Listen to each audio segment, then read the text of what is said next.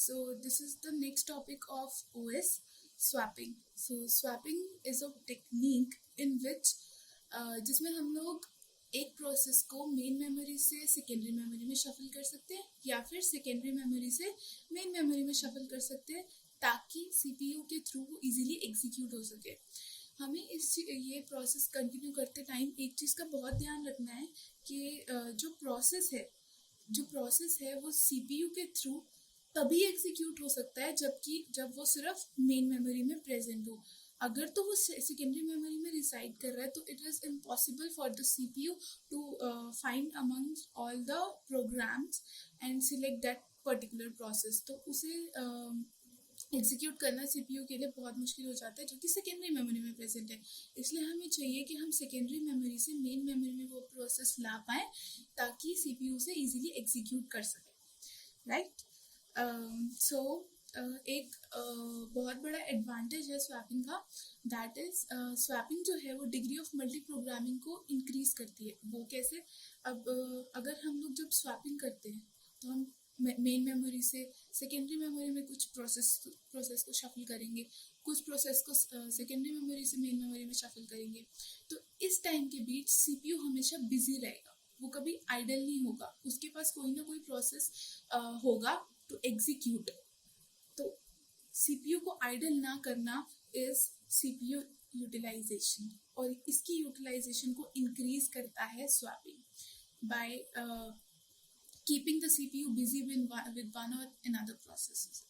तो इसके दो मेथड्स हो सकते हैं, first is swap in and next is swap out. अब स्वैप इन में हम लोग क्या करते हैं? स्वैपिंग में हम लोग कोई भी एक प्रोसेस जिसकी हमें नीड है या जिसकी सीपीयू डिमांड कर रहा है उसे सेकेंडरी मेमोरी से मेन मेमोरी में शफल कर दो सो दैट सीपीयू उसे एग्जीक्यूट कर सके, right. Swap out is completely opposite. उसमें क्या होगा? उसमें क्या होगा? प्रोसेस जो है वो मेन मेमोरी से सेकेंडरी मेमोरी में शफल किया जाता है। क्यों?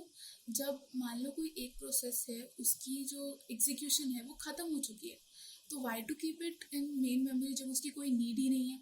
तो इसी वजह से हम लोग मेन मेमोरी से सेकेंडरी मेमोरी में उसे शफल कर देते हैं ताकि जो दूसरे प्रोसेसेस सेकेंडरी मेमोरी में प्रेजेंट है और जो कि अभी तक एग्जीक्यूट नहीं हो पाए हैं just because main memory was full, तो ऐसे प्रोसेसेस को हमें main memory to secondary memory में स्वैप आउट करना पड़ता है। सेकेंडरी मेमोरी का हमें पता है उसका बहुत ज़्यादा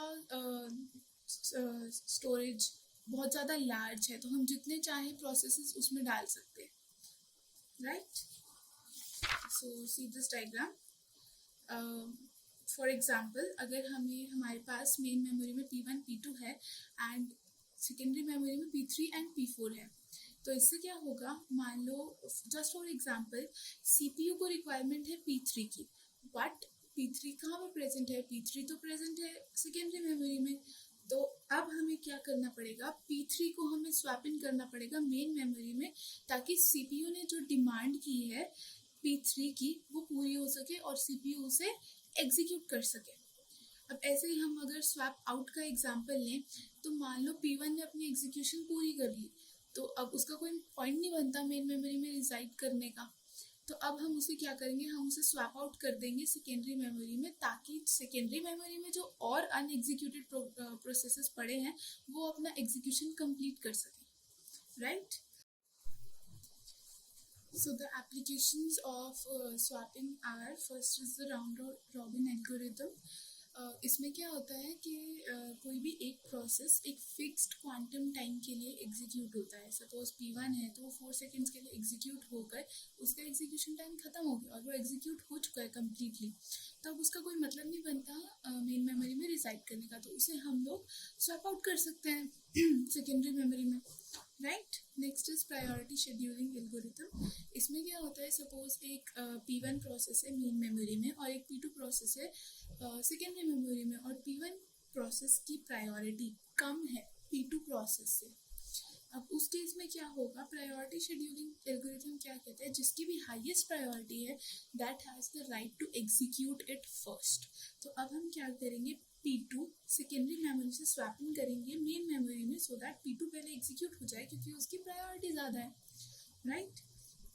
Now the third application is one process has completed its execution. हम मेन मेमोरी में एक प्रोसेस ने अपनी एग्जीक्यूशन पूरी तरीके से कंप्लीट कर लिया है, तो फिर उस मतलब नहीं बनता ना, तो अब हम उसे स्वैप आउट कर देंगे सेकेंडरी मेमोरी में. Fourth application, a process is waiting for some IO operation, input output operation. अब मान लो एक P1 प्रोसेस है, वो वेट कर रहा है अपने किसी आई इनपुट आउटपुट ऑपरेशन को कंप्लीट करने के लिए. अब जितना टाइम वो इनपुट आउटपुट ऑपरेशन को कंप्लीट करने के लिए ले रहा है, उतने ही टाइम में कोई और प्रोसेस आकर एग्जीक्यूट हो सकता है. तो स्वैपिंग किया जा सकता है सेकेंडरी मेमोरी से मेन मेमोरी में कोई और प्रोसेस. सपोज एक P1 प्रोसेस है और वो ट्राई कर रहा है P3 एंड P4 की कुछ मेथड्स को यूज़ करने को. So this condition is called as trap and such processes should be terminated. Terminate करके उसकी जगह कोई और प्रोसेस स्वैप इन किया जा सकता है. Thank you.